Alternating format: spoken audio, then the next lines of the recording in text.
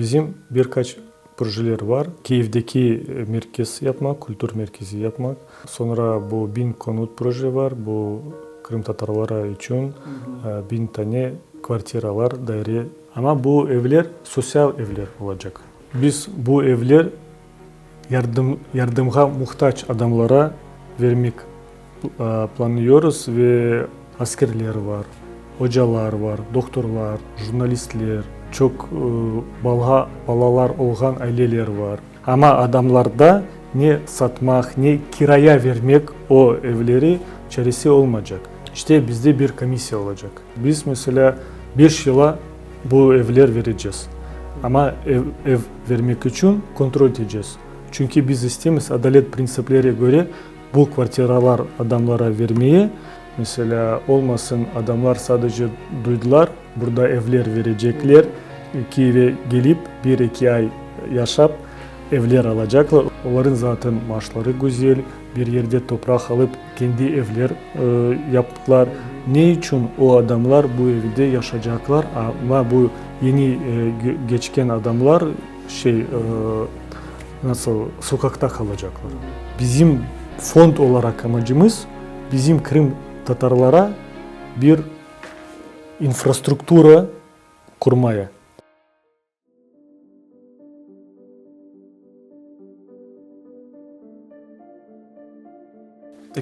senesi Kırım işgal olgandan son bazı Kırım Tatarları Kırım'dan çıkmağa mecbur oldu. Elbette ki bu yıllar devamında Ukrayna'nın kıtasında yaşap bu yıllar nafile geçmedi ve hepiniz eşitkendirsiniz. Şimdi Kiev'de kısmet olsa Büyük Cuma Camii kurulacak. Ukrayna'nın çeşitli şehirlerinde medeni merkezler açıla ve bunların hepsini biz bugün növbetteki misafirimizle müzakere edeceğiz ve bu Kırım Milli Varlık Fondu'nun yolbaşçısı Lenur Mambetov. Selam aleyküm Lenur Bey. Aleyküm selam.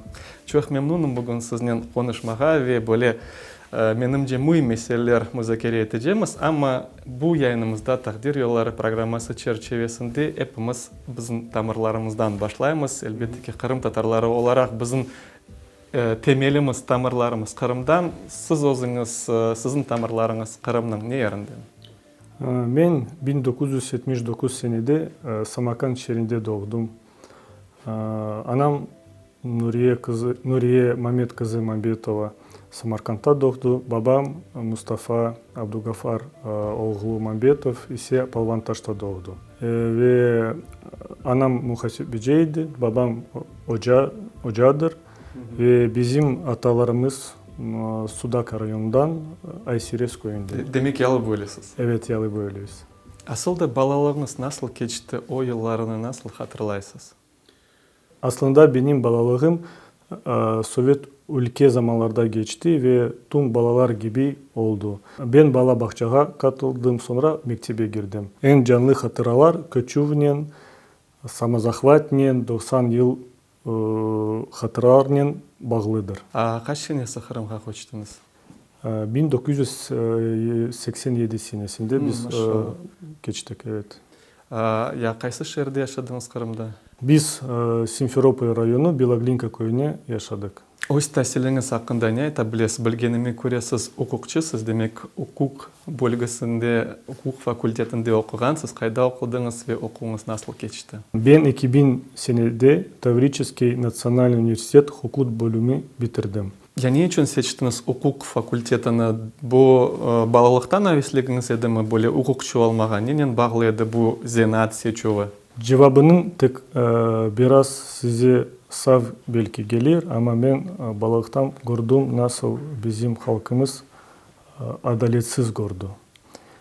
O yüzden benim en büyük arzuydu yeni daha adalet kanunları yazmaya ve adalet için görüşmeye.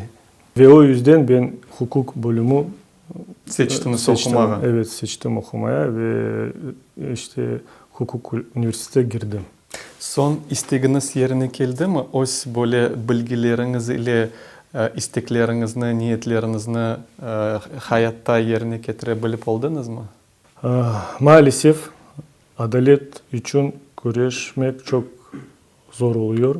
Evet, o bir adam tüm konuları ya da tüm adalet için yapmayacak. O yüzden bize güçlü bir takım gerek. Evet, ne zaman bizim halkımız içinde çok hukukçular, jurnalistler, hocalar olacak. O zaman biz hep beraber bu vazifeleri yapabiliriz. Elbette atalarımız айтқан сөзі бар да, cemaatin atılған taş uzak uçar ve hattora. Onun için elbette ki bütün halk böyle birlikte olup herkes öz cebesinde öz tarafından gerekligini yapsa elbette ki halkımız nasıl problemler ogumuzda olsa da birlikte onlarını çözebiliriz inşallah. Evet, birlik hep önemli. Birlik ve iyi bir eğitim. Ve bilgenimi göre siz okudan son biznesden uğraşmaya başladınız ve bu hafta öz denatınızı kullandınız. Ne yerlerde çalıştınız siz? Üniversitede okurken fondu ve birja çalışmalarının ilgilenmeye başladım. Ve o zamanlarda fondu ve birja yeni bir fenomen idi ve bizim ülkemizde bir kimse onun uğraşamaz idi. Ve benim en birinci iş bu idi Ukrayinska fondova birja Kırım şubesinde. O vakti bu şirketin yol başçısı Yakup Ağa Kurtametov ve Rustem Ablalimov idiler. Aslında ben pek şanslıyım. Benim yol ömründe o kadar zeki adamlar rast geldiler ve beni çok yeni şeyler öğrettiler. Ve bugünkü görüşümüzge hazırlanğanda, sizin biyografiyanızı okuğanda, men gördüm siz Life'ta da, yani Astelit şirketinde de çalışkansız, anda nasıl işler yaptınız? Evet, işte 2004'te Turkcell DCC şirketi satın aldı ve Lifecell başladı çalışmaya Ukrayna'da. Ben o zamanlarda taşeron şirketinde çalıştım ve biz bu kuleler, baz istasyonları yapardık onlar için. Önceden ben Kırım'da çalıştım, sonra Odessa, Uman, Vinitsa bölgelere geçtim. Demek hukuk taraftan? Evet, hukuk taraftan ben tüm bu izinler için, toprak kiraya, binalar kiraya için uğraşardım. Ve ne zaman 2006'da direkt Life'tan teklif geldi. Ve ben Life'ta geçtim. Orada hukuk departman, teknik departman içinde bir hukuk departmanıydı. Ve ben o zaman teknik departmanda hukuk departmanı yol başçısıydım. Sizin Facebook sayfanızga kirgende, anda Infranet Aziya şirketi Uzbekistan'da da çalışkansız. O nasıl oldu da Uzbekistan'dan herkes Kırım'a geldi. Siz demek anda ketip çalıştınız mı? Evet, o benim anam aynı soru her zaman. İşte ben Uzbekistan'da 2008 senede gittim. Biz Nokia şirkette çalıştık. Ben ve benim yakın bir dostum Eldar Mustafayev'nin Ucell Mobile operatörü için bu aynı işleri baktık. İşte izinler, kiralar. Demek Life'ta uğraşkan şeylerinin anda uğraştınız. Evet. Ve sonra 2012'sinde biz özel bir şirketimiz açtık, Infranet Asia. Ve o sonra en büyük taşeron oldu, Ucell taşeron oldu ve bizim toplam 500 kadar eleman çalışırdı. Maşallah. Demek bu şirketin yol başçısıydınız. Evet, ben yol başçıydım ve Eldar operasyon direktörüydü. Umumen kaç yıl demek siz anda çalıştınız? Toplam 12 yıl. Maşallah. Aslında halkımızın en büyük parçası indi Kırım'a azat oldu ama daha çok kaldı mı bizim halkımızdan da siz anda demek bilgenime göre Taşkent'te bulundunuz. Daha halkımız var mı anda yok ama ve nasıl aslında kalganları yaşay? Evet, tahminen Uzbekistan'da 50.000 kadar Kırım Tatarı yaşarlar. Ama ne yazık ki çok adamlar Ruslarla, Uzbeklerle, Kazan Tatarla asimile olmuşlar. Ve pek çok karıştı Kur'antalar var.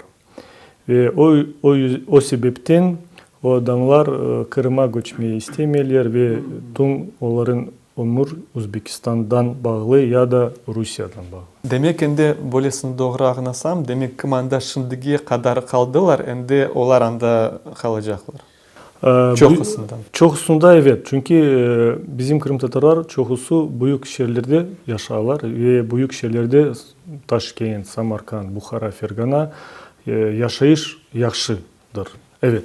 Pek yaxşı değil ama köylerde ama evet ama ne zaman siz köylere bakacaksınız orada adamlar çok fakir yaşarlar, iş yok, mektepler az, gaz, öyle svet de yok. O yüzden çok adamlar oradan Rusya ya da Türkiye'ye göçerler. Demek sizni doğru anlasam, siz yıllar devamında böyle iş adamı oldunuz, biznesle uğraştınız. Bu sahada muvaffakiyetli olmak için sizince ne gerek? Belki de bizim şimdi böyle yaşlarımız baka kim özünü, geleceğini böyle iş adamı olarak göre, biznesle göre nasıl tavsiyeler verirdiniz bu hafta? İşte başarılı adam olmak için çok basit bir kurallar var. Nasıl kurallar? Ve herkes o kuralları biliyor. Ama bir kimse istemiyor o kuralla yaşamak ve istiyor bir nasıl diyeyim, волшебная tabletka gibi içmek ve başarılı adam olmak. Hem önceden sen ne işi yapmaya istersen o işi bilmek gerek. İşte profesyonel olmak gerek. İkinci, evet bu takım, iyi bir takım olması gerek. Ve o takıma doğru bir gayeler göstereceksiniz. Demek sizni doğru anlasam, muvaffakiyetlik böyle yolu üç böyle noktadan. Birincisi demek sen seçken işinde usta olmak gereksin, o işini temelinen bilmek gereksin, andan bundan değil de umumen yaxşı. İkincisi demek senin takımın olmak gerek, çünkü bir insan bir taşını ağır ötemek ama takımın olsan yengilce ve doğru gayeler koymak gerek. Ama daha bir nokta var, dördüncü nokta, belki en önemli noktadır. Siz her zaman yenmeyeceksiniz. Ve büyük ihtimal çok da yeniler olur. Ve size ne gerek? Onları düşürmeyip analiz etmek, hatalar kontrol etmek ve yeniden başlayıp gitmek. Bu en önemli. Çünkü siz ne zaman düşersiniz, gene gerek ayaklara kalkıp gitmek. Çok adam işle uğraşıyor ve bazılardan ben bilem, görem öyle adamların hem de bilgileri var, hem de işte talep etiler, yaparlar. Ama misal iki adam başlay, birisinde ola, işte muvaffakiyet kazana işi kete, ikincisi de bir şey olmuyor. Sizce bu neden bağlı? Hepsi bu hayat böyle kanunu mu ya da neden bağlı böyle meseleler? Evet, bu çok faktörlerden ibarettir. Adamlardan, zamandan ve evet Allah Teala'nın kısmetten. O yüzden siz ne zaman bir iş başlarsınız, Allah adından başlamak gerek. Bismillah de, evet, Bismillah de başlamak gerek. Şimdi siz Kırım Milli Varlık Fondu'nun yol başçısı olasınız. Bu fond hakkında asıl da bizge ne aytabilirsiniz? Hakikaten özümde birkaç vakit evvelsi tek böyle fond olganını eşittim. Bizim fond, bizim Milli Kırım Tatar liderimiz Mustafa Cemilev'in inisiyatifinin peyda oldu. Ve bizim en büyük hedef bu milli altyapı infrastrukturaları sıfırdan yapmak ve bitirmek ve bu ne demek? İşte Ukrayna göçken adamlara evler, kültür merkezler, binalar başlamak ve camiler evet işte inşaat bitirip ve adamlara vermek. İşte bizim halkımız ihtiyaçları altyapı tarafından kapatmak. Şimdi fondun nasıl böyle perspektif vazifeleri var sizce? Bizim birkaç projeler var. Siz evet çok su duydunuz. Bu Kiev'deki merkez yapmak, kültür merkezi yapmak. Sonra bu 1000 konut proje var. Bu Kırım Tatarlara için 1000 tane kvartiralar, daire yapmak. Ve biz tüm büyük şehirlerde, hem Ukrayna'nın büyük şehirlerde kültür merkezleri de bitirmek.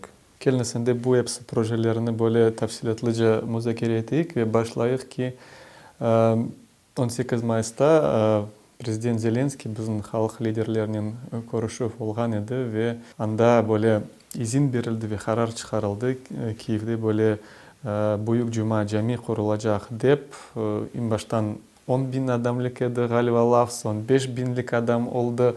Ama ne de olsa yer var indi ve bu cami kurulacak deyip sonki haberler işittik. Aslında sizde bu projenin yol başçısı olarak olmasam tafsilatlıca bizge ne aytabilirsiniz?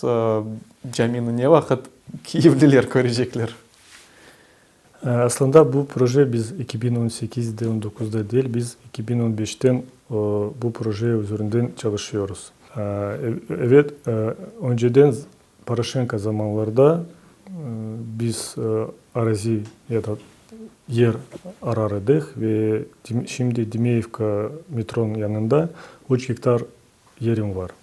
Ve biz o yerimizde bizim Kiev Kırım Tatar Kültür Merkez açmak planlıyoruz ve o merkez içindeki cami olacak. Demek sizin doğru anlasam en başta laf keteydi cami açılacak. Ende demek sizin doğru anlasam cami değil de proje daha da büyükleşti. Ende anda medeni merkez olacak ve onun içinde cami. Doğru mu? Evet, çünkü bizim mesela Kiev'de çok Kırım Tatarlar yaşarlar genelde ve sadece cami için ihtiyaç değil. Bizim bu kültür soruları kapatmak gerek, mektep soruları. O yüzden biz düşündük ve bir öyle Kırım nokta Kiev merkezde koymak ve sadece cami değil ama büyük bir kültür merkez açmak istemiyoruz. Demek bu medeni merkezde Kiev halkını, Ukraynalılarını, Kırım Tatarlarının tanıştıracak bir böyle. Evet, biz öyle bir kapı olacak. Çünkü önceden bilirsiniz Kırım Tatarlar çok sık Kırım'da yaşardılar ve Ukrayna halkı bizi yaxşı bilmeydi. Sadece 2004'te biraz başladı öyle bir nasıl derler, взаимное узнавание diyeceğimiz. Ve ama ne maalesef da çok öyle nasıl diyeyim predrasudkalar var adamlarda çünkü burada Ukraynalılar çok sık Hristiyanlar, Müslümanları bilmiyorlar. Bu televizyondan bakıp öyle bir haberleri İslam faktörü için, Kırım Tatarlar için çok predrasudkalar ola. O yüzden biz düşündük öyle bir merkez açıp ve o merkezde herkes gelebilir. Ve bizim Kırım Tatar tarihi, dilini, medeniyeti, dilini öğrenecekler, görecekler. Ve orada büyük bir park olacak. Nerede Kiev yaşayan adamlar, misafirler gelebilirler ve gezebilirler. Aslında siz şimdi ayttınız predrasudke деген şey, kıyış bakış. Bu haber çıkanda matbuat vasıtalarında Kiev'de büyük böyle cami kurulacak ve bazı Kiev publiklerinde işte men bulunan ve anda böyle hit başlandı. İşte adamlar başladılar bu fikirge, bu hadisege kıyış bakışlarını göstermege ve men şaşıp kaldım. Bilmeyeyim böyle bakanda umumen galiba halk yaxşı baka Kırım Tatarlara. Ama cami meselesi ko'tarilgende bilmeyeyim bir 100 komentariyalardan 95'idir böyle negatif tüslerde. Ne gerek mında Kırım değil, mında Hristiyan dünyası, ne gerek mında cami. Aslında bilmeyeyim Kiev yer sakinleri için böyle bir informasyon kampanyası anlaştırıp böyle planlarınız var mı yapmak? Evet, biz o işleri yapmak planlıyoruz ama mesela siz ne bakarsınız Kiev'de yaklaşık 200 bin Müslümanlar yaşarlar. 200 bin. 200 bin, evet. 250 Bu bin. ofisyal statistik. İşte evet. Önceden söylediler 50 bin ama şimdi diyorlar 200 bin. Ve evet çok o 200 bin içinde bu Kırım Tatarlar ama şimdi siz göreceksiniz Uzbekler var, Azerbaycanlılar, Dağlar, Şişenler, Araplar var. Ve o yüzden bu sadece bizim vazifemiz değil, bizim tüm ve Kiev ve Ukrayna Müslümanların vazifemiz. Sonraki yıllarda biz her yerde görüyoruz çok Ukraynalılar da İslam kabul ediyorlar ve Demek Müslümanların sayısı çoklaşa. çoklaşa ve o yüzden biz de düşündük öyle bir sadece cami değil kültür merkezi yapıp ve her adamlara göstermeye. Çünkü ne zaman siz açık yürekli bir şey yaparsınız, gösterirsiniz, bir şey saklamazsınız, o zaman adamlar sizi bilecekler. Demek ki bu tek cami değil de böyle medeni tahsil merkezi olacak. İçinde ne planlaştırasınız yapmaya? Dersler mi? Neden ibaret olacak bu merkez? Nasıl bölükleri olacak? İşte orada üç büyük bir ayrı binalar olacak. Birinci bina bu mektep. 200 talebe için mektep. Ortasında büyük bir cami olacak. 4-5 bin adamlar için. Ve Dimiyevka Rınak taraftan, Bazar taraftan orada kültür ofis bir bina olacak. İşte bu bina içinde müze, konferans zal, kütüphane olacak, sanat atölyeleri olacak, restoranlar olacak ve ofis işte binalar da olacaktır. O yüzden toplam biz 27 metrekare, 27 bin metrekare kurmak planlıyoruz. Demek böyle çok Evet, yer olacak. büyük bir proje ve Erdoğan Bey, Türkiye'nin başkanlığı söyledi. Onlar bu projeyi finans taraftan kapatacaklar. Aslında şimdi bu proje nasıl derecede ne vakit kuruluş başlayacak mı ya da bilmiyorum aytasız 18 senesinden de bu işle uğraşasınız. Nasıl problemler var mı bunu yerine getirmek? Hem Ukrayna'da en büyük problem belki bilirsiniz bu kanunlar ve bürokrasi. Evet. Biz bir yıl TİKA ile avan projesi yaptık. Avan proje eskizne proje demek. İşte nasıl konsept olacak, ne içinde olacak, nasıl binalar içinde olacaklar. Biz şimdi o projeye Kiev Mimar Departmanı'na başvurduk, mimar arhitektör. Ne zaman biz Kiev Mimar'dan izin alacağız, biz proje yapılgan merkez Kiev şehrinin konseptinden böyle... Evet, çünkü bizim Kiev'de de gen plan var. O gen plana göre mesela o toprakta önceden bir zavod idi. Büyük bir bina eskiden. Ve o toprağı gражданское строительство değiştirmek gerek ve tüm bu izinleri almak gerek. O yüzden biraz proses uzlaştı.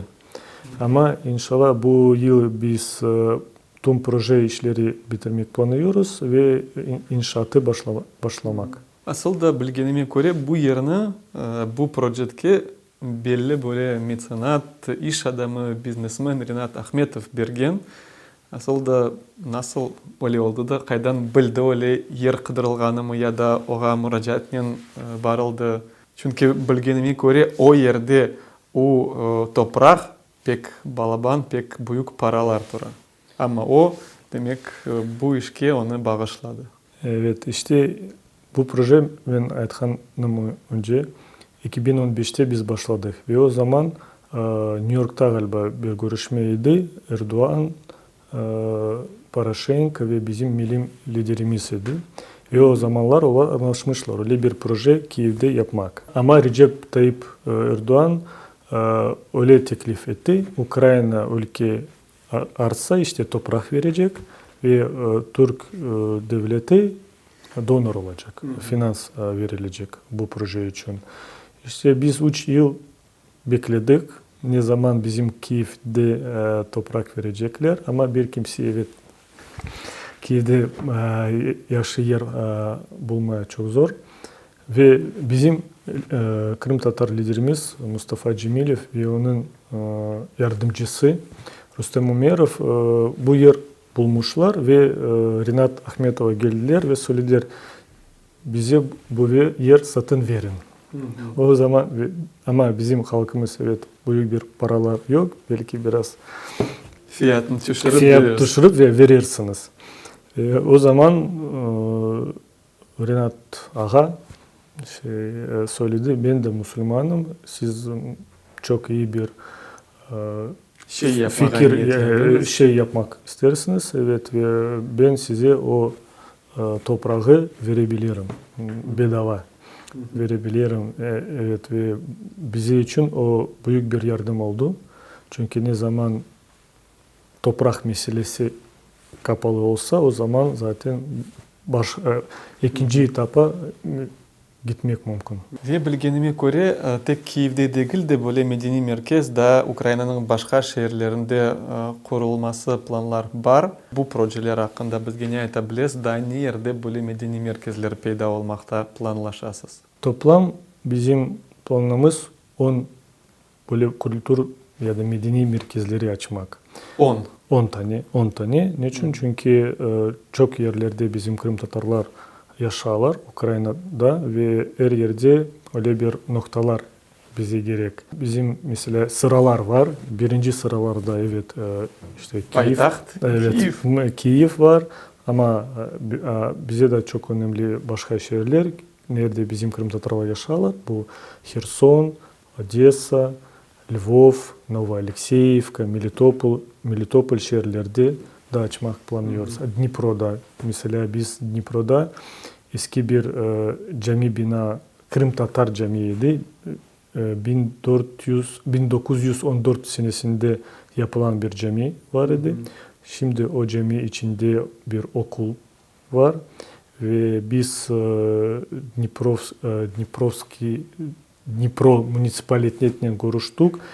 Bu okul için başka bir bina alıp o binaya geçecek ve biz de Dnipro'da bizim eski Kırım Tatar Cami içinde bir öyle restorasyon yapıp öyle bir kültür merkez açma cemiyet. Evet. Aslında bu hepsi projeler elbette ki para meselesine rast geliyor. Bu hepsi medeni merkezlerini açmak, onlarını çalıştırmak kim yardım edecek aslında? Ya da bizim endi özümüzün öyle halkımızın takatı var onu özümüz yapmak hepsini. En çok yardım bize evet Türkiye Cumhuriyeti yapar. Ama biz işte bilerek bu fon açtık ve o fon üzerinden evrakları hazırlayık ve tüm Ukrayna değil işte dünyada çok böyle donorlar var. Büyük bir donorlar var. Ve bütün bu projeler biz farklı donora gösteriyoruz. Ve oradan evet yardım, destek isteğimiz. Bizim de biznesmenler yardım ederler ve donorlar. Evet ne zaman siz söylersiniz böyle büyük bir projeler, binalar gibi, kvartir gibi projeler ya da Kiev kültür projeler evet oradan sadece... Çok milyonlu böyle projeler. Evet, milyonlu projeler evet ve orada sadece bir ülke yapabilir. İşte biz 30 yıl zaten Ukrayna'da devlette yaşamış ama o kadar büyük projeler bize Ukrayna yardım etmedi ve o yüzden biz başladık kendim araştırmaya. Şimdi böyle dünyada olup geçken şeylerge baksak Türkiye hükümeti çeşit türlü başka hükümetlerde medeni merkezler, büyük camiler açar. Onun toprakları değil, onu hükümeti değil. Bu böyle çok milyonlu paralar tökeler olsun Kazakistan, Özbekistan, çeşit türlü yerlerde açarlar böyle camiler kurarlar. Türkiye devlet olarak demek o masraf ama bu masraf edip onlar ne kazanırlar? Bu image projektleri mi, Bismillah sadaka projektleri mi ağnap olamam. Neyle bağlı böyle? Kayda mantık? Büyük ihtimal bu soru Türk Cumhuriyeti'nden sormak gerek ya da büyük ülkelerden. Ama bence Türkler biliyorlar. Biz tüm mesela bu Kazaklar, Gagavuzlar, Kırım Tatarlar, Türkler hepimiz Türkmüz. Ve o yüzden onlar nerede Türk adamlar yaşıyor, onlara destek ya da yardım etmek çalışıyorlar. Bence iyi bir açık yürekten ve iyi bir fikirlerinden. Ve Allah'a şükür onlar bu iş yaparlar. Bize herkese destek veriyorlar ve sadece kendin için düşünmüyorlar. Ve mesela bakın bu sadece Türkler için değil, herkese yardım ediyorlar. Bakın şimdi Türkiye'de Suriye'den 3-5 milyon kadar adamlar kaçmışlar ve herkese Türk Cumhuriyet yardım etmek çalışıyor. Ve o bejensaları entegre kendin devletine entegre çalışıyorlar. Ve ben ne için onu sorayım? Aslında Türkiye o büyük Osmanlı Devleti'nin böyle bir parçası olup kaldı devlet olarak ve birkaç vakit evvelsi böyle bir tacipli, meraklı menimce makale rast geldi. 1800. yılları bu Şotlandiya degen hükümette, Büyük Britanya'nın bir vilayeti, anda pek açlık peyda olgan. Ve Osmanlı Devlet o tap Şotlandiya'da kayda, Türkiye kayda, anda gemilerini toldurup hem parayı bergenler hem de buğdayı bergenler. Ve o yazıklar olsun ki şehrin adı kalmadı aklımda ama o şehir Osmanlı Devlet'e mektup yazgan, böyle teşekkürler bildirip ve o bilemiz şehrin böyle gerbi var. O şehrin gerbinde aynen yıldız ve o şehrin böyle futbol takımı var. Onların da o kiyimlerinde o gerb tura. Demek bu Türkler böyle büyük devletinin ecdadları olarak onların galiba kanında var. Kayda nerede yardım etmek mümkün, işte böyle temiz gönül, böyle yardım kolunu uzatmak galiba bu tarihten geldi onlara. Ben işitmedim, evet bu iş, bu olayı. Ama genelden bu sadece Türkler için biz Müslümanız ve herkes, tüm Müslümanların vazifeleriz birbirine yardım etmek. Ve siz belki hatırlarsınız Kırım Hanlığı'nın zamanlarda tarihten işte orada kiliseler, camiler, sinagogalar her şey çalışar ediler ve herkes de Kırım Hanlığı'ndan da yardım algan ediler. O yüzden bizim bu en büyük vazifeler birbirimize yardım etmek ve bizim komşulara ve başka adamlara da bizim huluna bizim var onları paylaşmaya. Geliniz gene de medeni merkezlerge haytayık. Aslında bu medeni merkezlerinin faaliyetini nasıl görüyorsunuz? Neden onlar uğraşmalılar şimdiki günlerde? Bu medeni merkezlerin en büyük amacı bu bizim halkımız Kırım Tatar dersleri halkımıza, balalara ve büyüklere Kırım Tatar dili öğrenmek, Kırım Tatarların tarihleri, adetleri, vokalları, mesela oyunları öğretmek ve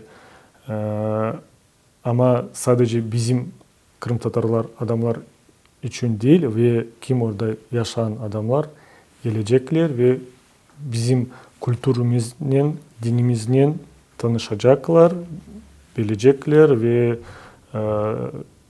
daha iyi davranacaklar. Vekelini sende en sıcak meselege geçeyik. Birkaç yıl önce bu matbuat vasıtalarının üzerinde haber Türkiye, Kırım Tatarlarga böyle mecburi koçkenlerge bin kvartiralar yasayacak da onlarga böyle yaşamakla meselelerini çözmege imkaniyetler olacak dep laflar eşitken edik. Aslında bu mesele şimdi nasıl etapta geçe? Kurulacak mı bu evler? Yok mu? Kayda kurulacak? Kimge kurulacak? Bizim bir konut projemiz var. Bizde işte 1000 evler. Ve biz o proje 2004'ten başlayıp düşündük. Çünkü bizim çok Kırım Tatarlar Ukrayna taraflara geçtiler ve en büyük problem ev. Ev parası, ev kirası.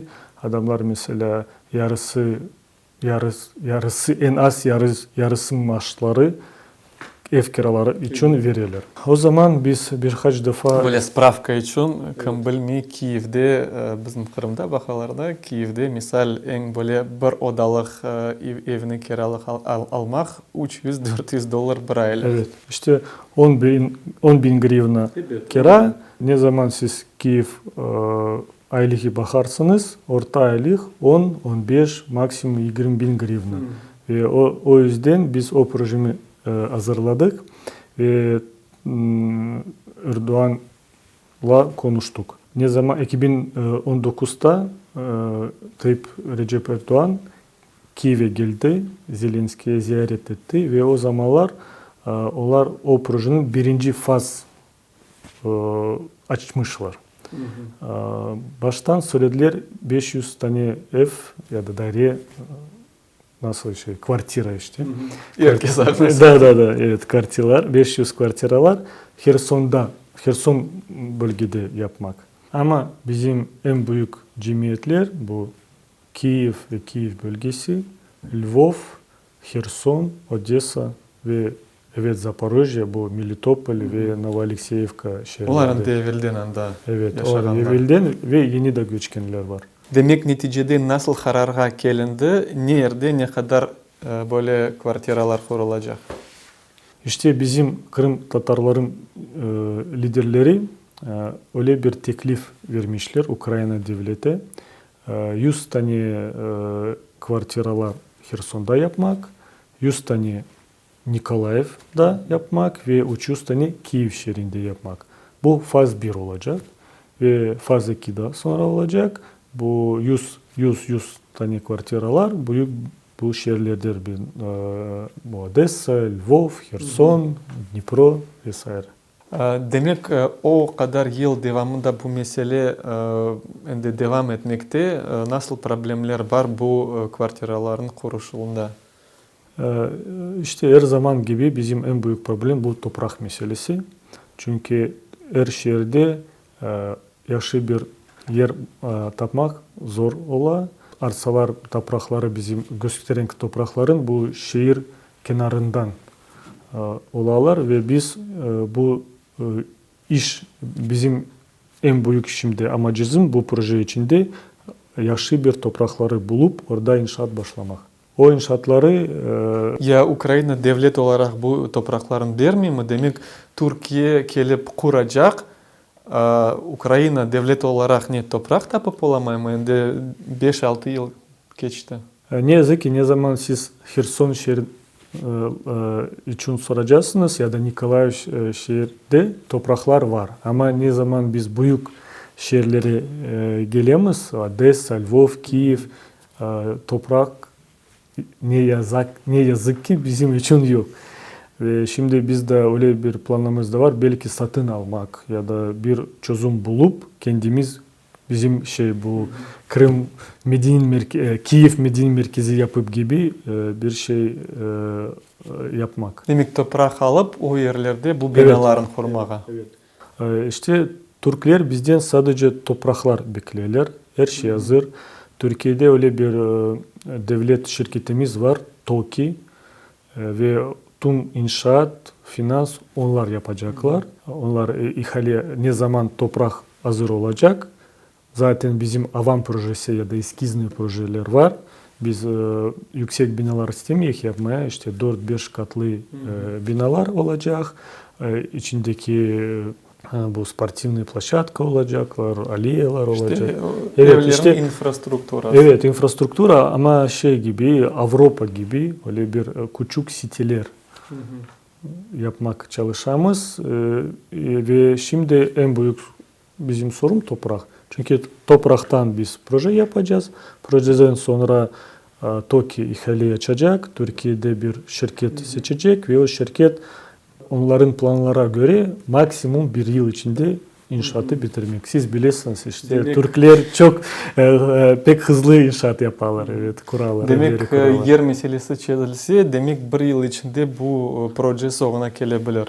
İşte bir yıl yok ama bir yarım yıl içinde evet. Çünkü yarım yılda bu izinler için, projeler için demek soru ende toprağa gele, toprak meselesi evet. çözülecek. Bir yıl, 2 yıl, 5 yıl. İşte Herson'da ve Nikolaev'da bize toprak gösterdiler. Demek orada sadece formal prosedurlar kaldı.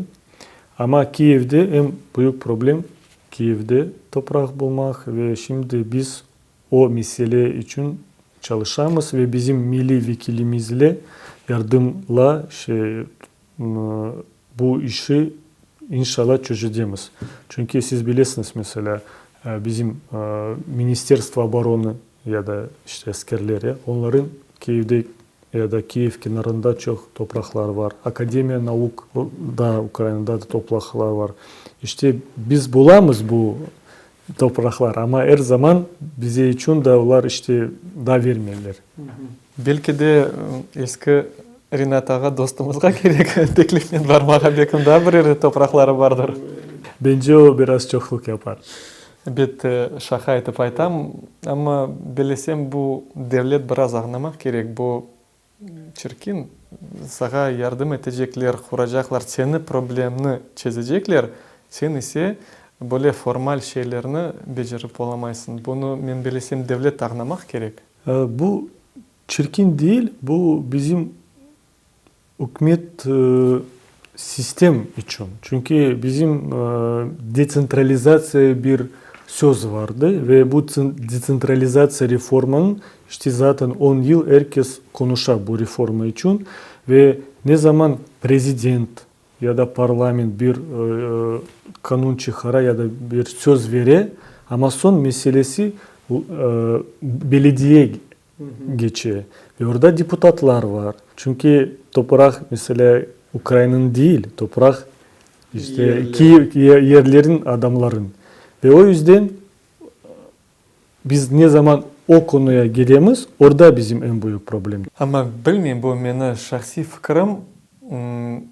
Eğer de devlet istegen olsa, men bilesem yerli böyle belediyelerde aytkanız gibi deputatlar da onun çaresini tapar ediler. Çünkü şimdi Kiev'in etraflarını baksan her yerde binalar kurula, meseleler çözüle.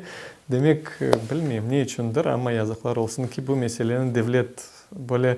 İşte bizim devlet biraz zayıf. Şimdi ola evet ve ne zaman siz toprak meselesi ya da evler meselesi gelirsiniz ya da izinler meselesi çok bizde de bu korrupsiya da yüksek.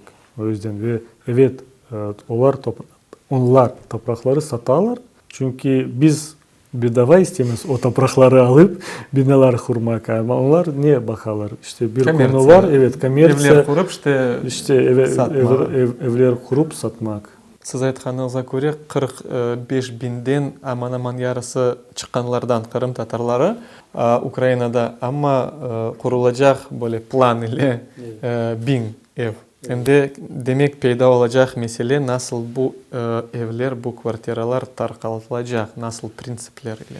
Evet biz anlamaz. Bu 1000 evler biraz az olay. İşte 1000 ev bizim orta aile 5-6 kişi olayı. Demek bu 1000 evler bu 5000 adamlara için. Ama bu evler sosyal evler olacak. Sosyal jilyo.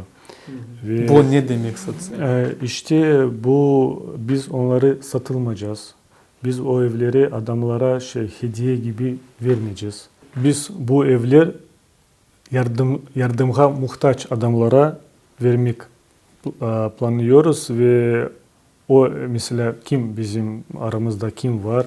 Askerler var, hocalar var, doktorlar, jurnalistler, işte çok balalar olan aileler var.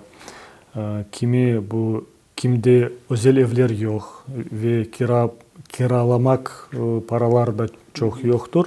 İşte o adamlara biz bu evleri vermek planlıyoruz. Ama adamlarda ne satmak ne kiraya vermek o evleri çaresi olmayacak. Çünkü biz istemiyoruz adalet prensiplerine göre bu kvartiralar adamlara vermeyi. Çünkü herkes bekliyor ne zaman Kırım bize kaytacak ve herkes değil ama çok su adamlar, aileler Kırım'a kaytacaklar. İşte evet ve O yüzden bu evler hediye gibi nasıl ben aytkan önce olmayacak. Demek sizni doğru anlasam bu evler nasıl diler bergen adamның malı olmayacak. Evet. Rusça aytsam, то есть это не право собственности. Да, Demek право пользования. Право Evet. пользования. Demek bu adamlar bu evlerde kvartirant gibi yaşayacaklar. Demek Ama- ama para ama vermeyecekler, bedava Evet. yaşayacak. Evet, onlar bedava yaşayacaklar ama evet bu su, elektrik paraları verecekler ya da bu ev bina temizlemek için коммунальный услуги işte para verecekler. Çünkü bizim mesela bugün senin ihtiyacı var bir ev kiralamak için ama yarın mesela sen kendin maaşa bir ev aldın, bir şey oldu. İşte senin ihtiyacı yoktur. Ve Kırım'dan her yıl daha adamlar geliyorlar. Bizim mesela biliyorsunuz çok adamlar var. Demek Şimdi bu monitoring yapılacak bu Evet. mesele. Evet. İşte bizde bir komisya olacak. Bu komisyada içinde meclisten, Türk Büyükelçiden ve cemaat teşkilatlardan adamlar olacak. Ve biz mesela 5 yıla bu evler vereceğiz. Ama ev vermek için kontrol edeceğiz. Ukrayna'da evler var mı? Siz ne zamandan Kırım'dan geçtiniz? Mesela olmasın adamlar sadece duydular, burada evler verecekler ve bilerek Kiev'e gelip 1-2 ay yaşap evler alacaklar. Öyle adamlara biz izin vermeyeceğiz. Evet. Bizim amacımız hem şeylerin... Demek hepsi kim fikirleri var edi öyle kvartiralarımda dep. Demek iki şeyini anlamak gerekler. Birinciden o senin olmayacak. Sen anda kvartirant gibi yaşayacaksın. Ve ikinciden bu monitoring böyle grupası olacak ve mında yaşaganlarının en bu evlerde yaşamaya muhtaç olanlarına bu işte binalar verilecek. Evet, öyle olacak. Çünkü bizim birinci prensip adalet olacak. Çünkü ben aytkanım gibi önce yarın bir gün başka adamlar Kırım'dan gelecekler. Bizim biliyorsunuz çok aileler şimdi hapishane yaşarlar. Onlar belki gelecekler. Ve mesela kim Kiev'de ya da Ukrayna'da bir yerde 5-10 yıl yaşayan adamlar, onların zaten maaşları güzel, bir yerde toprak alıp kendi evler yaptılar. Ne için o adamlar bu evde yaşayacaklar ama bu yeni geçken adamlar nasıl sokakta kalacaklar. Umut etemiz ki sizin seçken böyle monitoring gruppanız adaletli böyle kararlar alıp da bu evlerin en muhtaç, en gerekli olanlara birerler diyeyim. Bizim niyetimiz öyle var. Ve bu fondun da bir projesi hakkında endi mektepke geçmek isteyeyim. Bu mektep nerede kurulacak ve bu proje şimdi nasıl aldı? Biz bu projemiz Türk Marif Teşkilat'la yapmak isteğimiz. Bu Marif zaten 300 tane okul var. Tüm Türkiye'de ve tüm dünyada. Burada da Ukrayna'da çalışmak istediler onlar. İşte bizim planımıza göre bir mektep bizim Kiev Kültür Merkezi'de. Demek o merkezde de bu mektep olacak. Evet, orada 200 tane talebe mektep olacak ama mektep içinde de bir pansiyon, yurt, общежитие gibi 50 balalar için olacak. Çünkü ne için bizim mesela belki Kırım'dan evet Kırım'dan belki talebeler gelecekler ya da o Kiev'den uzak yaşayan aileler balaları gönderecekler. İşte birinci okul Kiev'de açmak planlar var. Sonra Herson'da, Novoalexeyevkalarda da öyle bir milli mektepleri açmak planlar var. Sizince bu mecburi mında Ukrayna kıtasına çıkanlarının nasıl problemleri var sizince en mühim problemler? Bizim en büyük problemimiz bu asimilasyon. Ve ikinciden bizim halkımız çok yerlerde yaşar.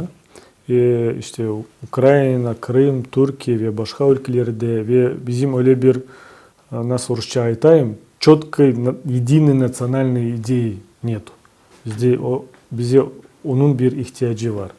Çünkü herkes başka, mesela Kırım'daki çok Tatarlar Rusya kanunlara göre yaşarlar. Mecburi.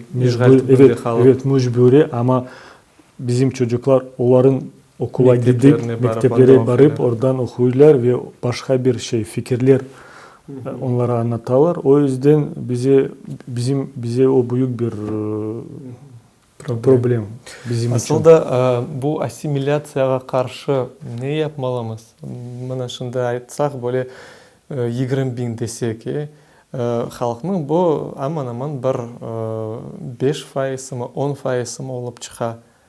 Özümüzni, kimligimizni saklamak için bu yerlerde ne yapmalımız?